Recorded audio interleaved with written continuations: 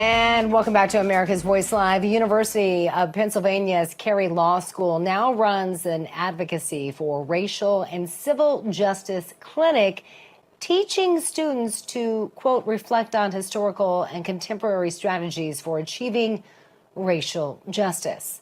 The clinic also involves the theory of movement lawyering, an activist-oriented approach to the legal profession that has increased its influence in American law schools. Now, according to an article posted to the American Bar Association's website, movement lawyering entails building the power of the people, not the power of the law.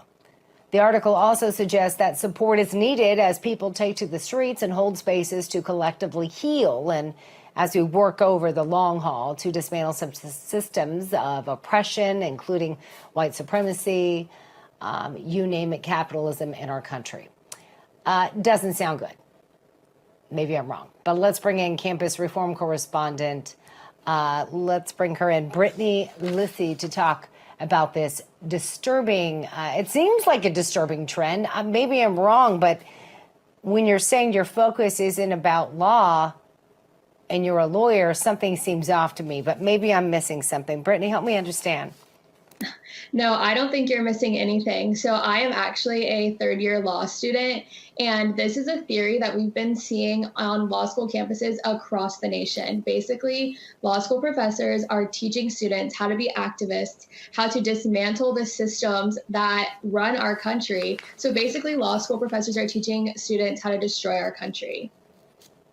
So wait, how does this work, and when did this come about? Because, you know, your third year, you know, I thought the whole idea was to study law, study former cases, to, I don't know, uphold the Constitution of the United States, those kind of things, and not to be this so-called activist. Like, where did this idea originate from? Yes, well, you're exactly right. That's what I went into law school expecting to learn. That's what a lot of students are expecting to learn. And this movement lawyering is a theory that grew out of critical race theory. And it really is to teach students how to dismantle systems of oppression, which they include capitalism in, as you mentioned. And so basically, you're teaching students to just become activists, not become lawyers. And that is a huge problem for society, because activist lawyers then can go on to become activist judges, and they're going to be the ones that are deciding the fate of hundreds or thousands of people. And if they're activist judges, they are legislating from the bench, and they are not actually practicing the rule of law to which they are supposed to be held to. So let me get this straight. So you're in Florida, on the other coast of Florida. We're in West Palm, but you're in Tampa. And I know that there are a number of people that go to law school here. I think Florida has probably one of the highest counts in the country there. Is this something that you personally, you're experiencing? Yes, I've been experiencing it since my very first year. During law school, you are taught to do pro bono hours. It's actually a graduation requirement. And so our school has recommended that we participate in Black Lives Matter protests as protest watchers and assist the protesters when they are dealing with the police. We were never recommended to participate in any other types of protests or anything like that, only the Black Lives Matter movement. And then also just in my classes throughout the years, I have seen professors give their personal opinions on the morality behind laws that are being passed by the legislature. And professors will tell us that we need to stand up and fight against these certain laws. And that's really not what the professor's position should be. The professor is there to teach us what the law is and how to interpret it, and then how to uphold it. Yeah. And it's up to us as students to think deeply about the law and make our decisions to whether we agree with it or not. Yeah, you're not out there to write laws, as you put it, to, you know, an activist, become a legislator there. The whole idea is to study the laws, to understand it, interpret it, and uphold the laws.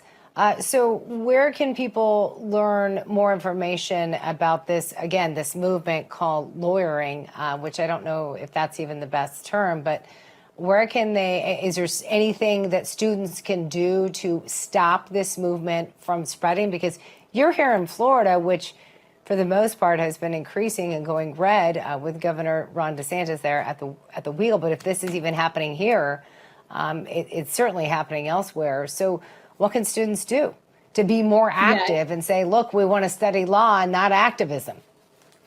Yeah, so it's definitely a form of indoctrination. And I just recommend that students really push back against their professors, because if students aren't letting their professors know that they don't agree with them, the professors are going to keep doing this, and they're going to think that what they're doing is fine because there's no pushback.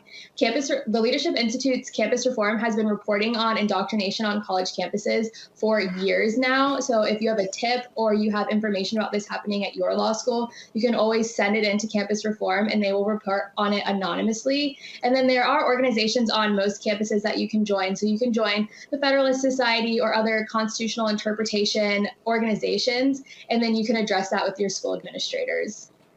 So then get back to actually practicing law. There you go. There you go. Brittany, thank you so much for joining us here on America's Voice Live. Pleasure to have you. Best of luck to you. Thank you.